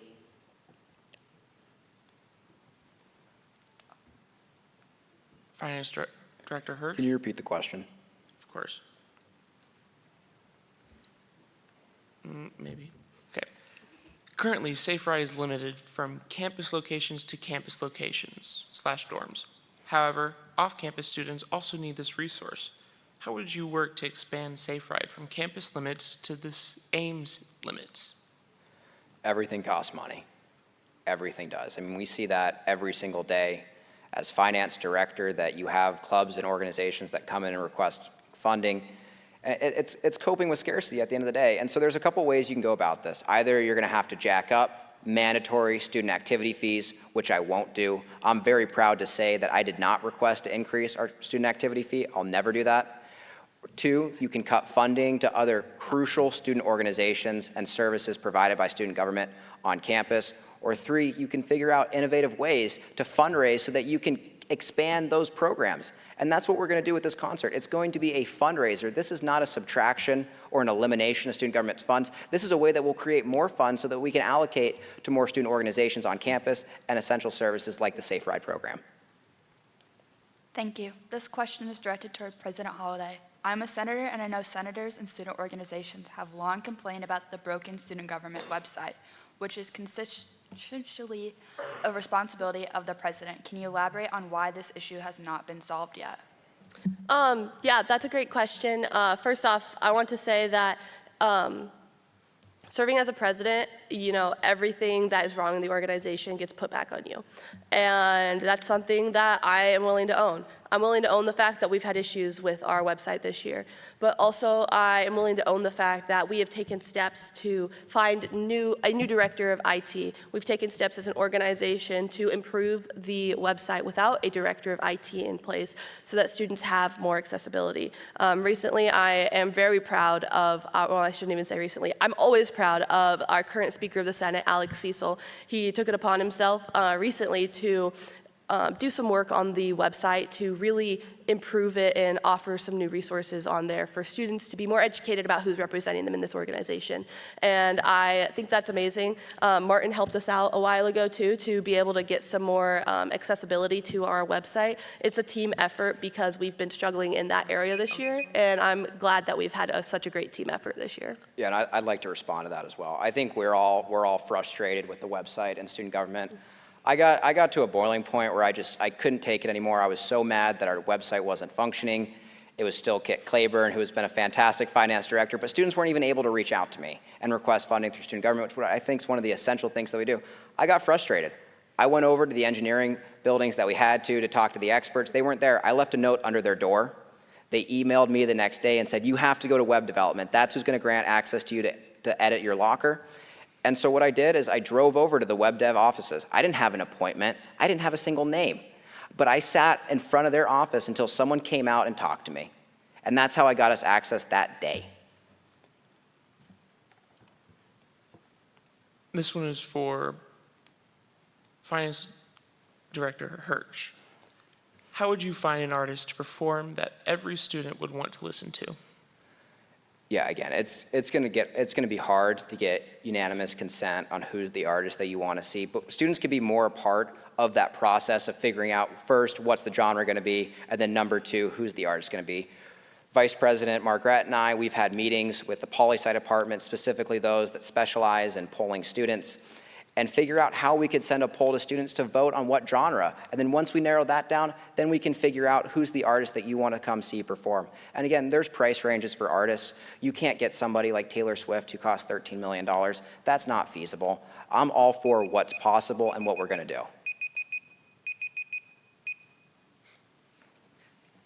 You had 20 seconds. I'm good. This question is directed towards President Holliday. Given that the student government currently has trouble functioning as an efficient government, why should students elect you for another term given the issues happening under your leadership? You know, that's a great question, and I can confidently say that student government isn't only underneath the president. We are three separate branches that operate codependently on each other. You know, we have different leaders of our branches. As president, I am the leader of our executive branch, and I will say that I am a leader of the whole organization and the whole student body, so I will not deny that. But we need to continue collaboration amongst branches to provide more opportunities for communication and growth, and that is something that we have struggled with this past year. You know, this past fall, there were some differences that not everybody could see eye to eye in the chief officer's room, and it really impacted our productivity for the past few months. But recently, we have been able to come to terms with the differences that we have and really increase the productivity of the organization. Since the start of this semester, I am so proud. I've always been proud of the organization, but more recently, I'm so proud of the work that we've been able to continue to do because we're finally working with one another again.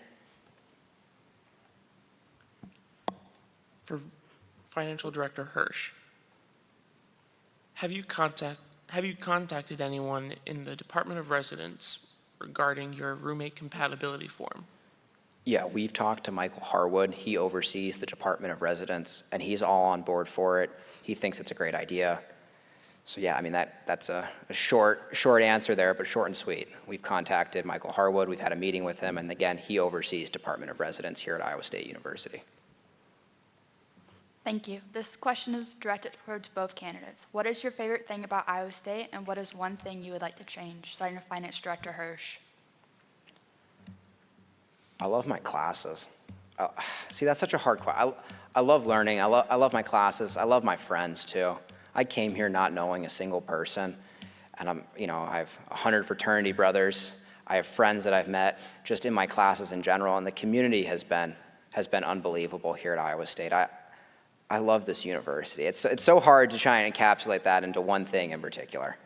And then what I'd like to see change is I always want to see growth. I want to see how we can innovate. That is a big thing here at Iowa State University, innovating, and I'm all for innovating in the future with student government, specifically the free concert for students at Jack Trice. Thank you. President Holliday. Yeah, I think that's a great question, and after taking a moment to really contemplate on it, I would say that I love the opportunities that Iowa State provides our students. There are endless opportunities for us to go out and seek new adventures, to try out new areas that we've never trialed out before. And that really is what is so amazing about Iowa State, because, Iowa State doesn't put students in a box. It allows us to look at what the whole world has to offer and flourish in those areas. As for what one thing I would want to see improved about Iowa State, I can't name just one thing. There's a reason I have 12 platform points on Sydney and I's platform. There's more than 12 things we would like to see improved here at Iowa State for the future of the students. But if I had to narrow it down to pick just one, I truly think that it is increasing education resources regarding sexual violence on campus and in the world, because that's something that I think is truly detrimental to many students in their future here at Iowa State.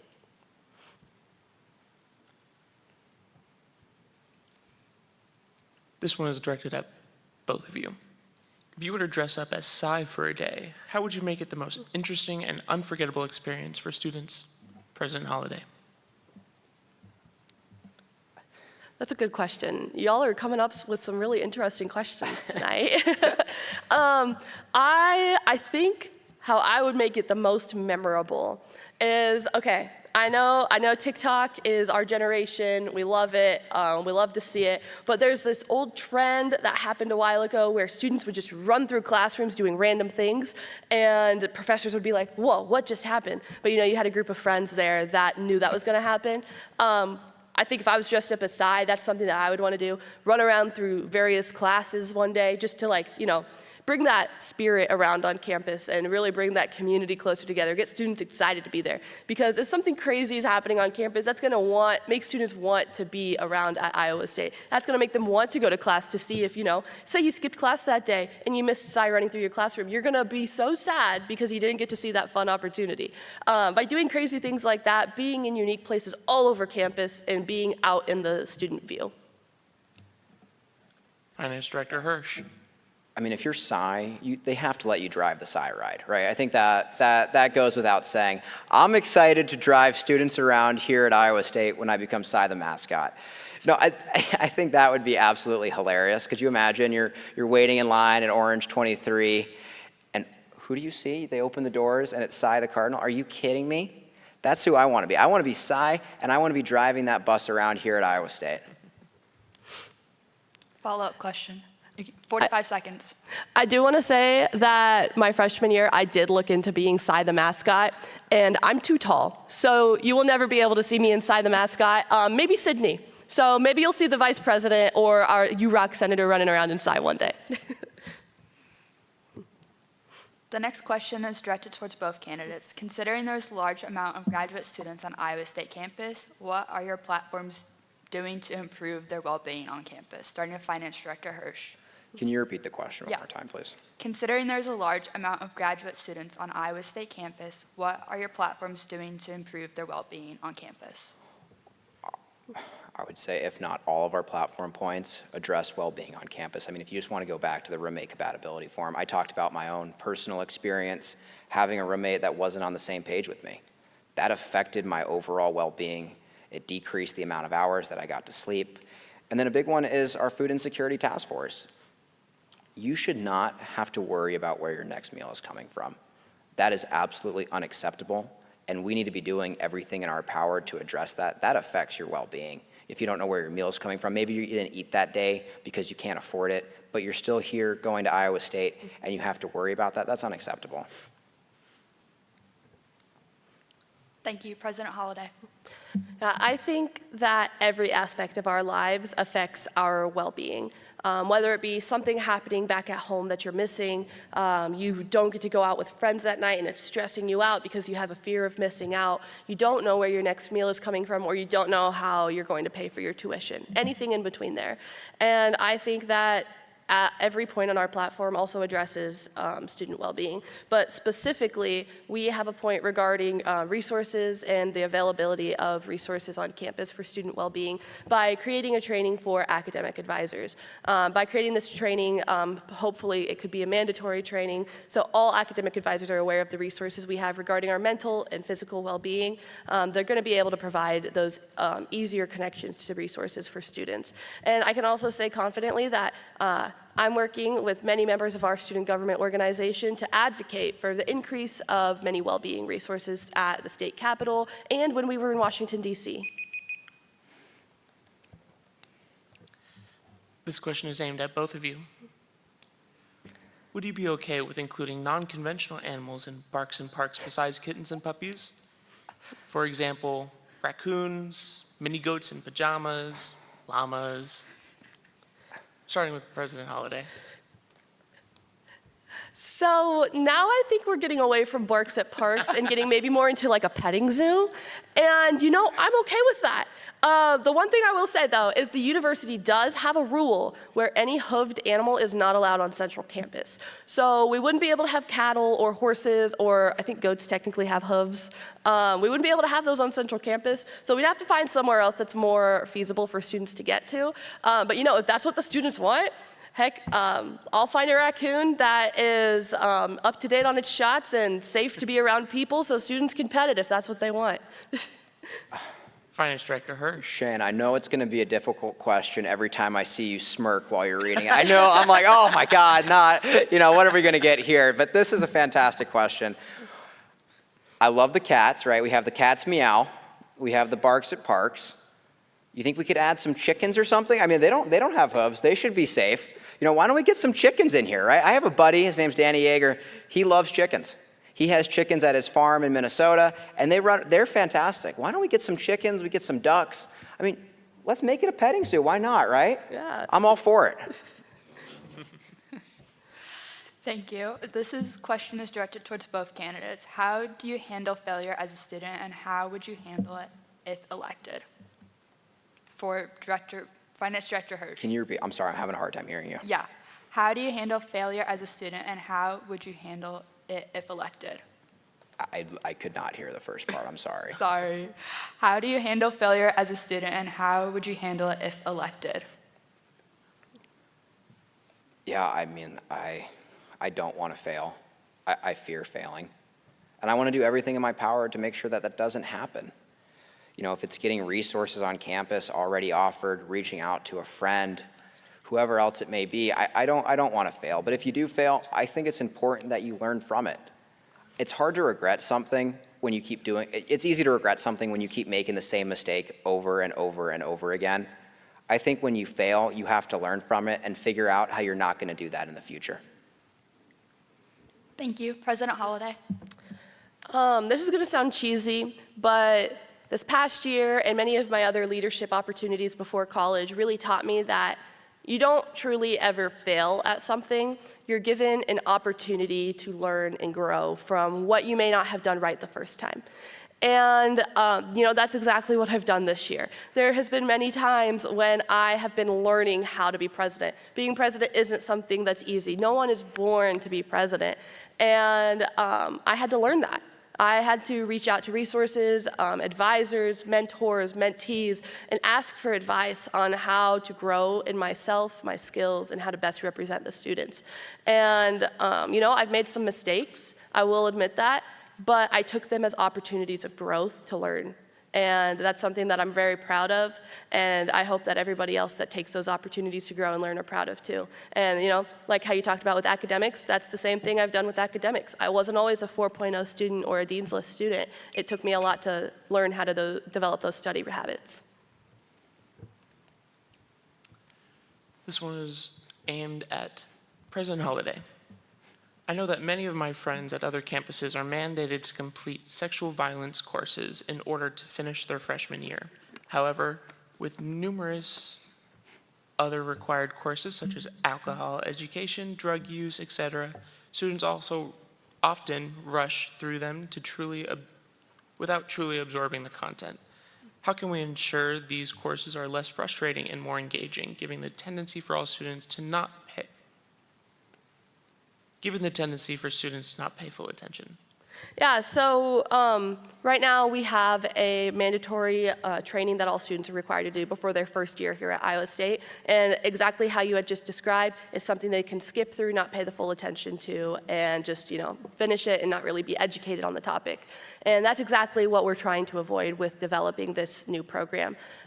We don't want to add more to students' plates. So instead of developing a whole new program that they would have to go out of their way to do, we are wanting to implement it into what is something that they already have to take. So whether you're a freshman or a transfer student, whenever you are in your first year here at Iowa State, you're required to take a course of either 110 or 101. And by taking 1 or 2 class periods, we are going to be able to implement these trainings, because these 110 or 101 courses are where students are learning about Iowa State and the opportunities and the resources that are here. So we need to take that opportunity to really educate on this serious topic that so many students are being impacted by. Thank you. This question is directed towards Finance Director Hirsch. How can you ensure that the International College Fair, you'll have opportunities for students in every college? Yeah, I mean, that's a fantastic question. It's essential to who you're reaching out to as well. Having a good team in place to make sure that we're able to execute a successful international career fair for all students across all different majors. And so again, that goes into connections with employers, who the composition of your team members are, and making sure that the employers that you're inviting have certain positions open for students across all majors at Iowa State University.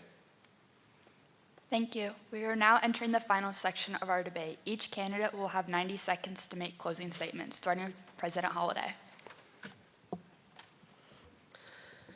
Student government is one of the most important opportunities for students of Iowa State University to voice their wants, their needs, their opinions, and also for us to develop the best programs and policies for student success. As president, there are opportunities that we're granted that less than 0.0005% of students are given. These include one-on-one meetings with President Winterstein, the real president of our university, the senior vice president of student affairs, the provost, the associate provost, and so many more individuals, along with having their phone number in the case of emergencies. What normal student is granted the ability to have the president of the university's phone number to call in case there's an emergency? Not very many. And this is a privilege that should not be taken lightly nor handed to anyone.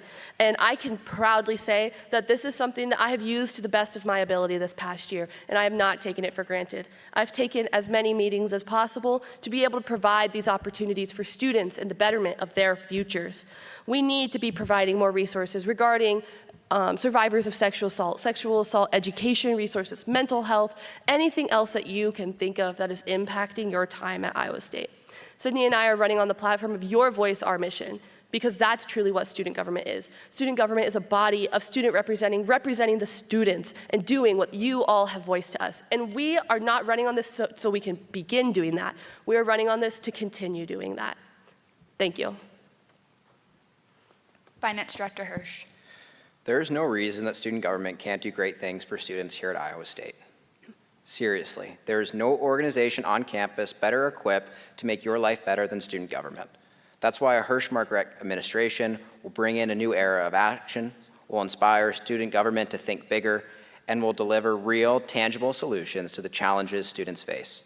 We'll push the bounds of what we can accomplish together, because when I talk to students about my campaign, they don't know what student government does. They're giving us nearly $100 a year, and that money isn't benefiting them. That's not right. And so I'll hope you'll join us as we reimagine the good that student government can do for us. In closing, I want to express my heartfelt gratitude for this opportunity to stand before you tonight. My journey has been improbable, but here I am, pushing the bounds of what we can accomplish together. This campaign won't end with what has just been talked about in our platform. Quinn and I won't stop there. We won't stop fighting until we deliver real solutions to problems that you face. I know that you've heard a lot of talk tonight. That's why I want to end this debate with our campaign motto: say less, do more, and thank you. All right, everyone. This concludes the 2024 presidential debate. Thank you to both campaigns for attending tonight, and thank you to the members of the Election Commission. as well as the MU technical staff that helped in preparation for this event. God knows I don't know how to set up these cameras. All right, students, make sure to cast your vote in the 2024 student government elections on either March 6th, 5th, or 6th. All Iowa students will receive an email on each election day with a link to vote. We will also be having in-person polling station around campus. Thank you again to everyone involved. Don't forget to vote. Have a great night, and go Cyclones. Woo! Thank you.